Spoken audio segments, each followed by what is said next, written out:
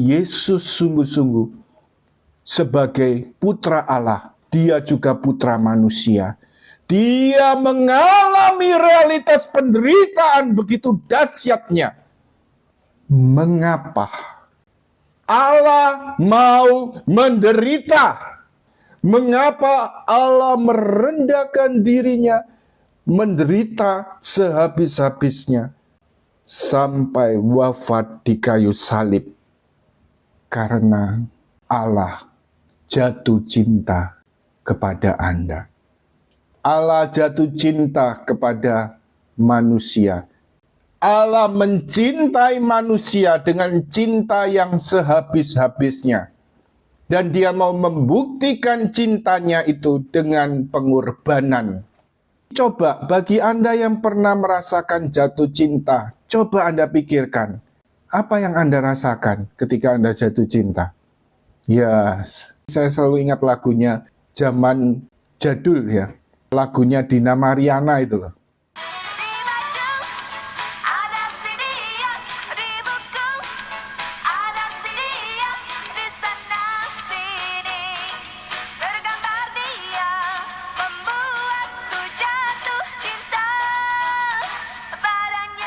Satu perbandingan sederhana saya katakan di sini.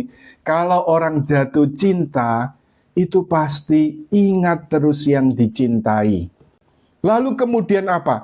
Kalau Anda mencintai, Anda akan melakukan apapun untuk yang Anda cintai.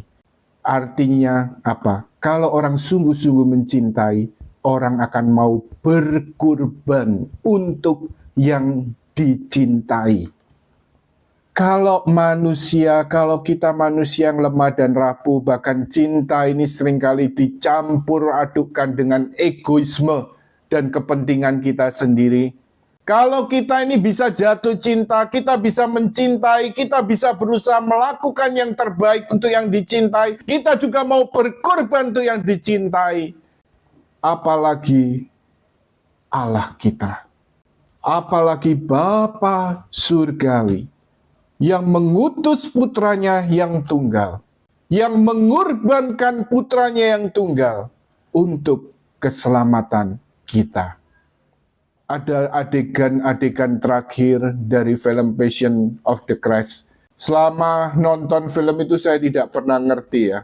Tapi setelah kemudian saya sempat satu ketika baca artikel seorang Romo yang menulis tentang ini, baru saya tahu maksud bagian terakhir dari film Passion of the Christ. Yaitu ketika Yesus wafat di kayu salib, sudah selesai. Kemudian Yesus wafat di kayu salib. Lalu kemudian ada gambaran setetes air yang jatuh ya ke bumi.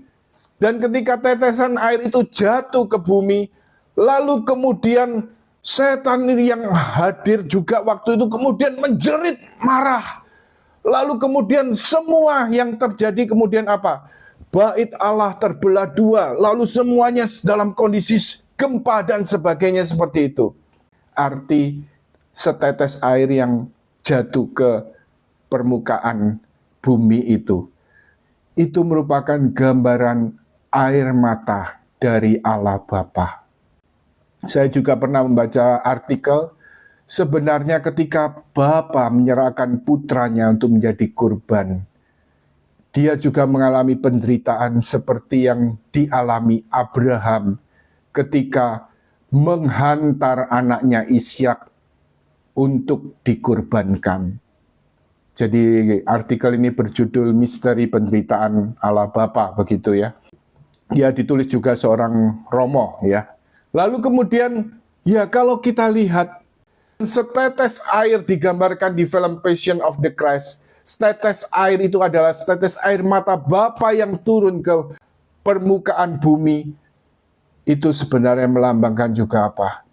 Di mana oleh wafat Kristus di atas kayu salib, maka belas kasihan Allah, kerahiman Allah, kasih Allah yang tanpa batas diturunkan ke atas seluruh dunia, ke seluruh umat manusia, ke muka bumi itu yang digambarkan dengan air mata.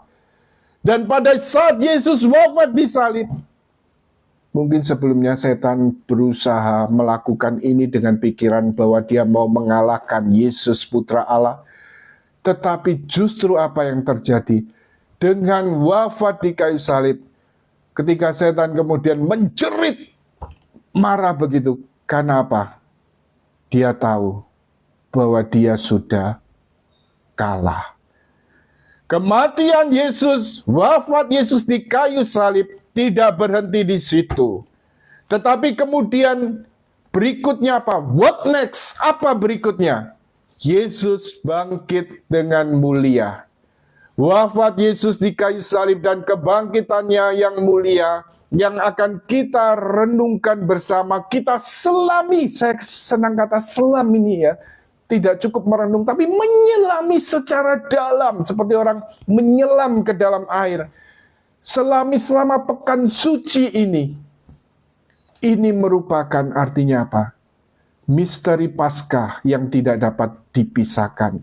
Sengsara, wafat di salib, dan kebangkitan Kristus. Yesus melalui misteri Paskah, sengsara, wafat Yesus di salib, dan kebangkitannya. Yesus sudah menang. Yesus sudah menang atas kuasa dosa, atas kuasa maut, dan kuasa si jahat. Yesus telah menang. Inilah satu kabar gembira, bahwa Allah mencintai Anda, dan bahwa Allah mau mengorbankan dirinya. Dan cintanya konkret dibuktikan sampai akhir.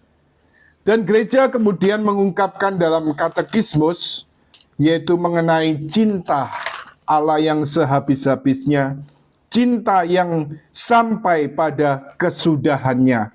Katekismus Gereja Katolik 616. Yesus menyelesaikan kurbannya di salib. Cinta sampai pada kesudahannya. Dari Yohanes bab 13 ayat 1. Memberi nilai khusus kepada kurban Kristus dan mengakibatkan bahwa ia menebus dan memperbaiki, mendamaikan dan menyili. Pada waktu menyerahkan kehidupannya untuk kita, Yesus mengenal kita semua dan mencintai kita semua. Kasih Kristus menguasai kami, karena kami telah mengerti bahwa kalau satu orang sudah mati untuk semua orang, maka mereka semua sudah mati. 2 Korintus bab 5 ayat 14. Tidak seorang manusia, malahan orang kudus terbesar sekalipun, yang mampu menanggung dosa semua manusia dan menyerahkan diri sebagai kurban untuk semua. Tetapi berkat pribadi Putra Ilahi di dalam Kristus yang melampaui semua pribadi manusia, dan sekaligus merangkulnya dan membuat Kristus menjadi kepala seluruh umat manusia. Maka, dikatakan gereja di sini, kurban Kristus dapat menebus semua orang. Dengan jalan pengorbanan dirinya, Sang Anak Domba Allah yang mau tergantung di atas kayu salib. Dengan pengorbanan ini, dengan cara ini, Allah mau menyatakan, lihat, aku mencintai kamu sampai kesudahannya. Aku mencintai kamu sehabis-habisnya. Lihat, aku sudah buktikan cintaku itu padamu. Allah membuktikan cintanya dengan wafatnya di kayu salib.